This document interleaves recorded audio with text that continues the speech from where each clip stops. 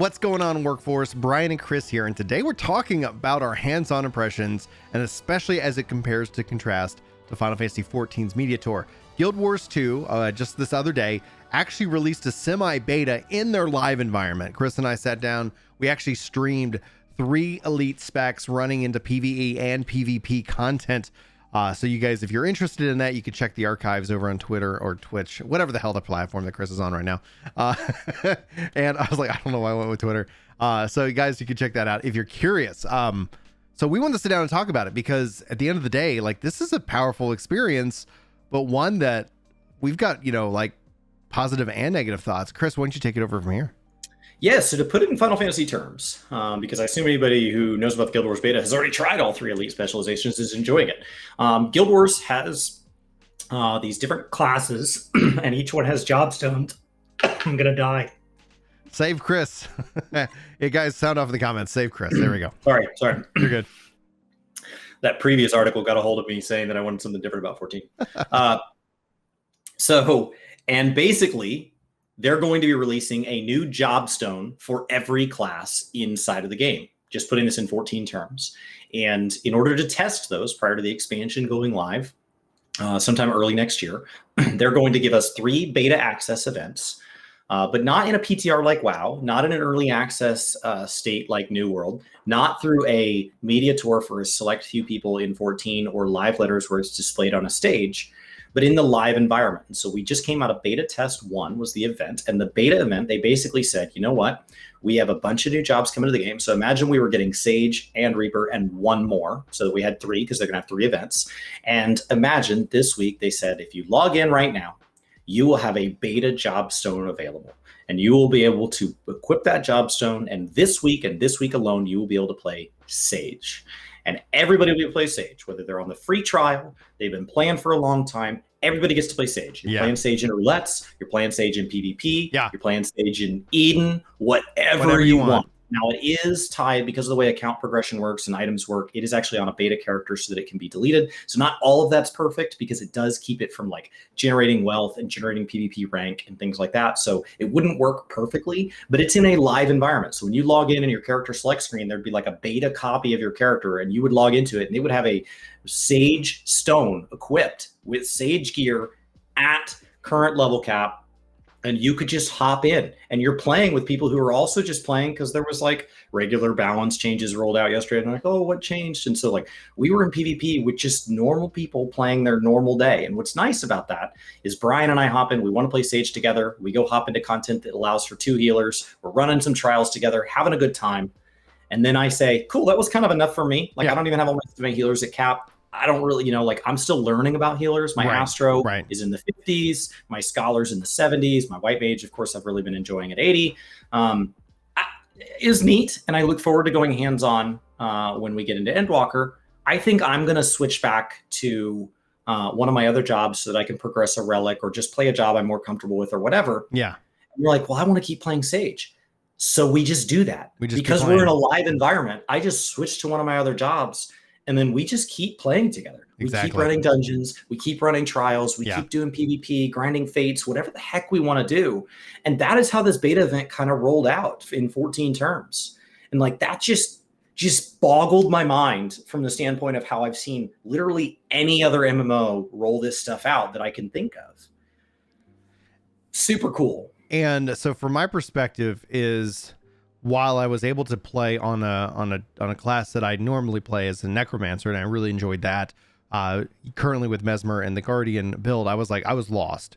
And I realized that, I don't know enough about like Guild Wars to sit here and be like, okay, oh my gosh, this is mind blowing. But then when we apply that to Final Fantasy XIV, that had me like, in that what if scenario, how powerful that would be for the community, for content creators. Yes. But more than content creators, for everybody else. And because the thing we see, and the thing, if you guys aren't aware, this is like, we literally I literally feel like this is, in a couple of months or like here in a couple of weeks, whenever media tour stuff starts rolling out and that information starts becoming public, you'll have people who analyze it and then they panic. Right. And no matter what, like there's nothing we can do to prevent that level of panic because people aren't going to see the full picture.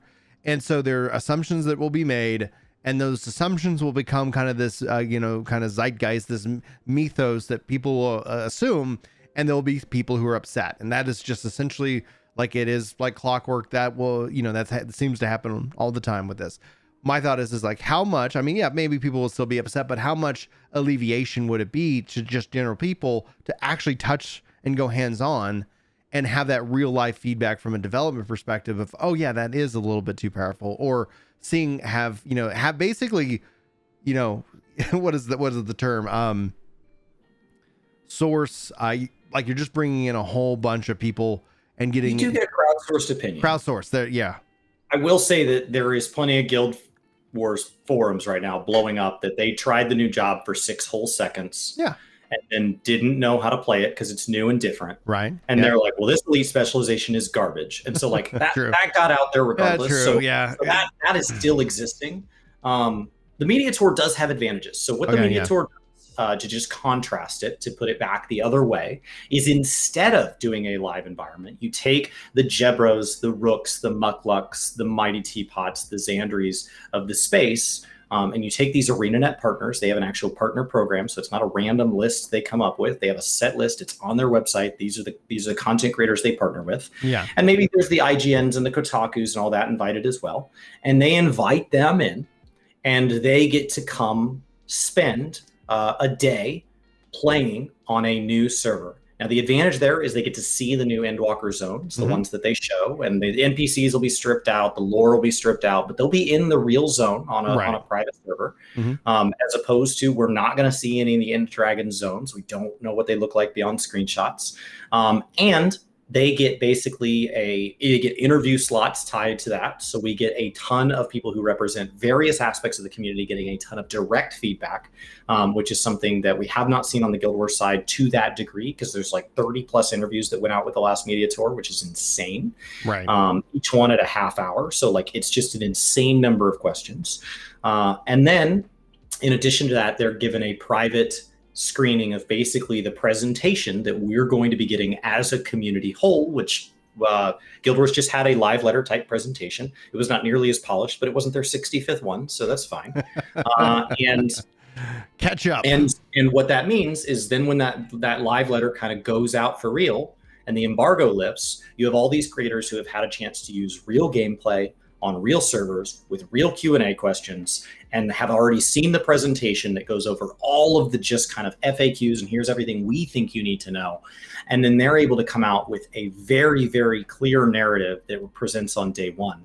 And Shadowbringers, that narrative was so clear and so crystal clear that it was literally accused of being fake. People said that people who were invited to the media tour were just in Square Enix's pocket. Right. We were overly positive. Brian and I were there. We were overly positive. We paid our way. Shadowbringers is like the greatest expansion of all time. It's just a game. And the reason we were overplay positive is because it was freaking awesome. Yeah. And it turns out that when everybody else got in it, they're like, okay, so maybe it was just really, really good. Yeah. And it's like we paid our way to the thing. We paid our flights. We stayed with a friend in California, and we bought it. Like there was it was a truly a magical experience, and I hope that we get to go and partake in it again this year. I know it's not physical; it's going to be a virtual thing. And I just was like, man, I learned so much. It was so exciting to kind of get hands on with it, but yeah, like we came out of that really, really positive with and the things, the issues and the concerns we had with it are ones that the community later adopted and understood, because like we did talk about those concerns and, like community, like you're over positive. It's so funny to be like within like the span of like an hour, like you guys are just over positive. They're paying you for your opinion, etc. And you guys just hate the game. You want it to die. Like, it's like, I have no idea what to do with you guys on the edge here in that regard. It's like, all right, clearly y'all should talk.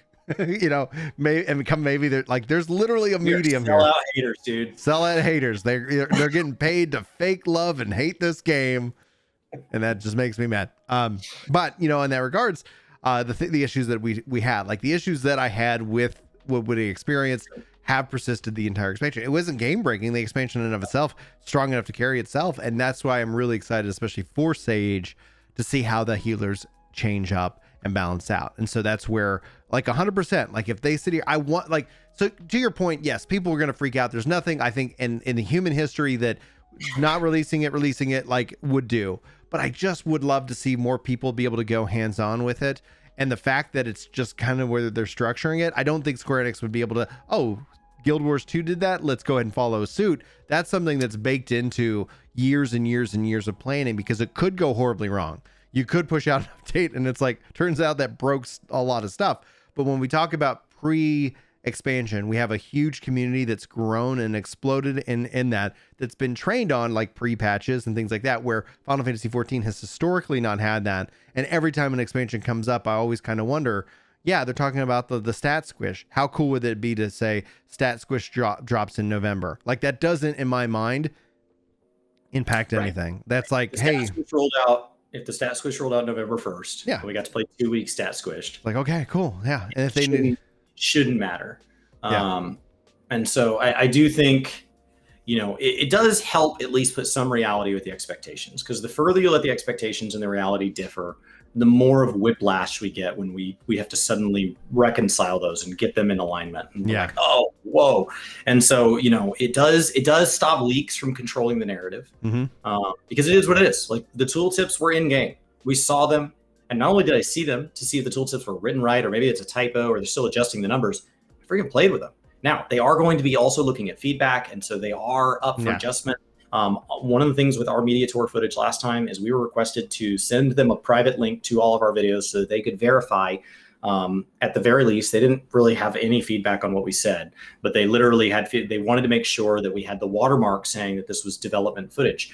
That was just in the game in Guild Wars. When you were on a beta character, it just had that on your screen. So you would have to crop that out to get footage that didn't have it. I mean, I wouldn't have cared if they just watermarked the whole freaking screen, like those, default picture sites. Or New World had that in the corner as well. So it's like you're playing, it's like, yo, this is like in this little tag. So even in any of my New World videos, it's for beta footage, it's there. You can clearly see that this is development footage in that regards. But we did get to see at least a working thought of what they thought was a good idea. And so it did give us, and there are going to be people who it disappoints them and all that. I will say the nice thing there is if you see Sage, maybe just roll out the other job changes as well. The other nice thing is there is a listening aspect. So they said, we're going to give it access to this brief amount of time. And then beta event 2, I think, rolled out a couple more specs. And then I think beta event 3 gave you access to all of them again. So you'll get to see these 3 specializations come back and be in the context of each other. Because from a meta standpoint, you don't know what's going to happen in PvP when you have new elite specializations that have not yet been pairable in a live environment against the other ones, because we're getting them in limited waves, which acts as a hype event. So it acts as this kind of in-game fan fest. I just think it was really neat. I'm not sure it's something that I would want 14 to just do. But I do think that as a contrast, it was definitely eye-opening at what else can be done. Yeah. It was just eye-opening as like, whoa, I never even thought about this. Yeah, exactly. I thought your choices were PTR and pre-patches and early access builds that are either private to select individuals or public, and that's it. I never even thought, well, what if we just let the beta characters do it live? Yeah, I never thought of that as an option, and that's something that has fundamentally gone, like that is such an interesting take on it, because it's not just you're on this private server and only matching against people that are you're playing against real other classes. Like people, that have yet to see this in these different balances. So at the end of the day, I'm personally really excited to kind of jump back. I had a blast playing Guild Wars 2 with you. Else coming out for them? No, so and that's like they're also changing their World v World, which is their PvP mode. So imagine if we were releasing Unreal, one of my favorite modes, or we were releasing the Zadnor stuff for the very first time. And they wanted feedback. Well, what they're doing is they're basically going to give us some time to go into the new version of World v World. Okay. And then they're going to revert it back to the old World v World. So if they were going to make a change to critical engagements and skirmishes, they could release a week where we're going to do the new critical engagements and skirmishes, right? And you just put it in as a world boss or whatever, and you just try it. And then you give feedback, and they take it away. And then they go back into their cave and they develop. And so they're not done using this live format as a feedback mechanism. And it's one of the reasons they delayed the expansion. They're like, no, we want to do this with you. which I don't think 14 is a game that struggles with communication and making us feel like we're on board. But it was interesting to see for a game that, while I appreciate the live letter that Guild Wars did as their live event, it was not nearly as polished as what Yoshi P does with his team, and with the number of interviews that go out, it's not nearly as much as. And so it showed me that there are other ways to communicate. And if nothing else, as a point of contrast, I just liked seeing if there was another way that felt that. It felt like that much effort to kind of extend a hand and say, hey, we play the game too, and we'd like your thoughts. Now, this might be a bigger topic for like another video in the future, but my final thought, especially as it relates to all this, is that I think what we're actually seeing in the industry as MMOs in total is a rippling effect off of Yoshi P's leadership. And I mean that when I look at and hear New World devs talk about their studying and looking at what 14 is doing, really positive, what actually Guild Wars 2 is doing, Guild Wars 2 bringing back leadership, bringing back people who are like, okay, yeah, and essentially making that investment. Even Lost Ark surging in South Korea right now due to, guess what? Delivering constant quality updates regardless of the volume of up and down. And essentially, I think Yoshi P has really kind of set a standard for open communication and content. And those are two things that I think that MMOs require and players desire, especially in the modern market, where you have choice, you have the ability to go play other games, and things like services like Game Pass coming up and stepping up to compete against that from time. I think honestly, the biggest threat to MMOs is Game Pass because it's the same cost and it has MMOs included as a part of its overall offering. And so there's, like, I'm like, to have a large amount of initial content with continuous updates. Yeah. Like from a consumption standpoint, just like Game Pass has said that its competitors are things like Netflix, a live service model where you're paying to be part of an environment that has a large initial service offering with a continued service offering. Those compete for the same free time that we have when we get home from work or whatever, whenever you find time to play games or watch movies or. And so it's hard to take full advantage of Game Pass or full advantage of Final Fantasy XIV. And so if you're only going to pay for one, which one is it going to be? Exactly. Why don't you lead us out, Chris? I think this was really interesting as we look forward to the media tour. We don't know how many invites are going to go out or who's invited. And of course, that is going to be very exciting time. It's an exciting news in 14. It is exciting to see Guild Wars take a different approach. And it reminds us that there are a lot of game devs out there finding a lot of ways to communicate. And it's just interesting as a gamer to look as we go into another great generation of gaming. How are we going to hear about them? When are we going to go hands-on? When are they going to be complete?